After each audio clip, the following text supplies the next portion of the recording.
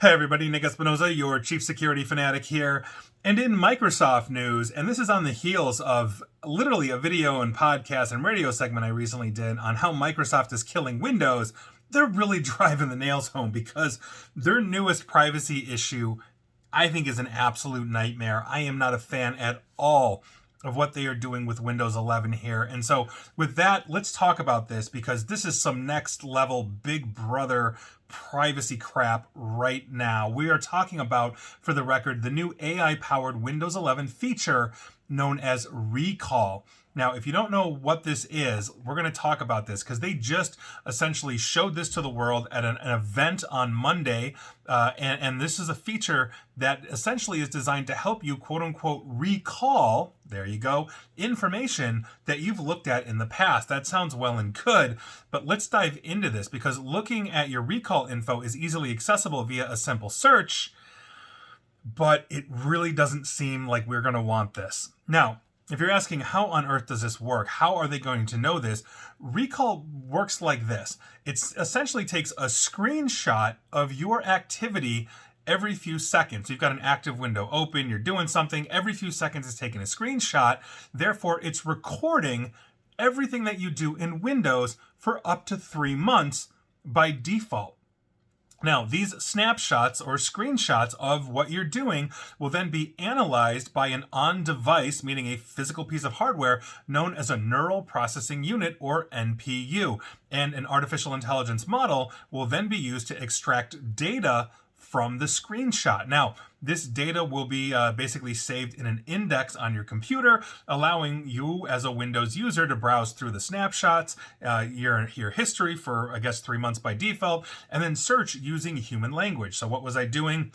I was searching for this one cooking thing I can't remember. Boom. Hey, you were searching for cooking 2.5 months ago on this, etc., etc. Now, before we dive into the issues, I want to be fair to Microsoft here because Microsoft says that all of this data is encrypted using BitLocker, which is tied to the Windows account and is not shared with other users on the same device. We're going to dive into that in a moment here. Now, Microsoft also says it will not create screenshots of Microsoft Edges in private Windows or other Chromium-based browsers, think Chrome, Brave, etc., or content protected by DRM, Digital Rights Management. They did not confirm, though, whether other browser private modes like Firefox will be supported. And what about DRMs, all digital rights management, or just Microsoft's? Now, end users can disable the feature according to Microsoft, and apparently they're going to try and make that easy for you. But finally, Microsoft has reiterated that data for Recall will only be available locally and not be stored in the cloud, with Microsoft once again stating, quote, data is not accessed by Microsoft. But, and let's dive into this, there are obvious privacy risks here, and who knows, for the record, if Microsoft plans on getting a copy of all of this data at some point in the future. So let's break all of this down. Because Microsoft, while, for the record, a software and platform company, you might be on Office 365, running Windows, etc., you might have an Xbox, that's a Microsoft product, they're also a big data company. They have a history of exploiting users' data for their own profit. And to be fair, so does Google and Facebook and all of the other big data companies. But they consume an enormous amount of data on you. They even own LinkedIn, where you may be watching or listening to this. And there you go. They're hoovering up this information. So it's really hard to trust Microsoft when they say they're not going to access recall data. Now, for all we know, their long-term plan here may be, and this is my opinion, banking on us eventually making recall such a necessity in our lives. Like, oh my God, I can't remember this. You know, I'm having a senior moment, no matter how old you are, and boom, recall helps you with that. So if it becomes an absolute necessity in our lives, then if they change the privacy policy later on, oops, that's a very real possibility, I think. And it wouldn't be the first time we've seen that happen in the era of AI. I'm looking at you, Slack. So we've opted in, but are we opted in by default?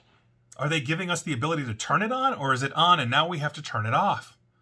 Because if we have to turn it off, you know people are not going to do that. Now, on top of that, is recall going to be clearly explained to users who are not tech savvy, or will there be some just marketing blurbs about how awesome this is while not mentioning the possible long-term consequences of doing this, and people will adopt it, love it, embrace it, not thinking of the consequences long-term? This is what happened with Facebook. Nobody thought They were going to be data mined to the nth degree until Cambridge Analytica, even though we in cybersecurity knew a lot longer than that.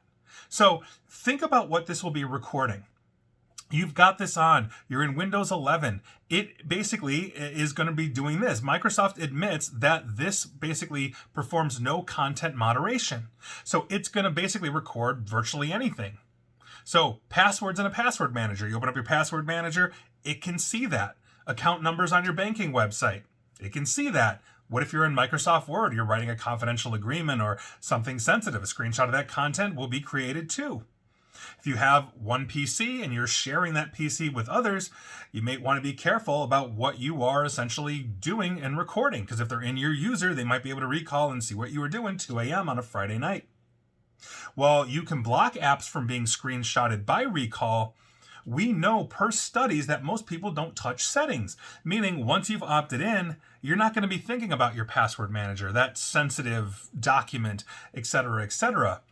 You know, this is a huge issue. All of this is going to be stored in your computer in an index, and it's easily searchable by anybody with access to your computer, whether they're authorized or not. So if you're sharing a laptop with somebody, who's stopping them from searching it unless you have two separate usernames, which Microsoft says will isolate user A from user B. But most people just, here's a laptop, you go search for something, and that's access to everything.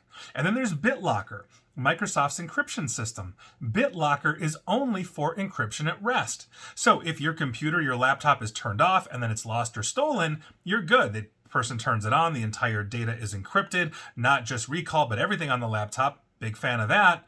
But if you're online, the computer's on, you're logged in, and you get infected or hacked, the attacker can see everything. Can you imagine the ransom demands when they see you searching for things that you don't want other people to see, or you're in a sexy chat or Zoom meeting with somebody else? My God, I mean, think about what the implications are here of what they are asking to do. It really is Big Brother stuff. And in the world of changing privacy policies, when it is advantageous to us because we are so used to the technology, you know, and we've seen that time and time again, Facebook, I'm looking at you too. This is of huge concern. And so this is why I'm going to opt out of everything. I'm not running Windows 11 right now, to be perfectly honest with you. So here we are. We'll see where this goes, but where it's going right now sure ain't good. And please like, share, follow me here on Facebook and Twitter at NickAESP. And please feel free to subscribe to me at YouTube as well. And as always, stay safe, stay online, and please, just please, attempt to stay private. Thanks, everybody.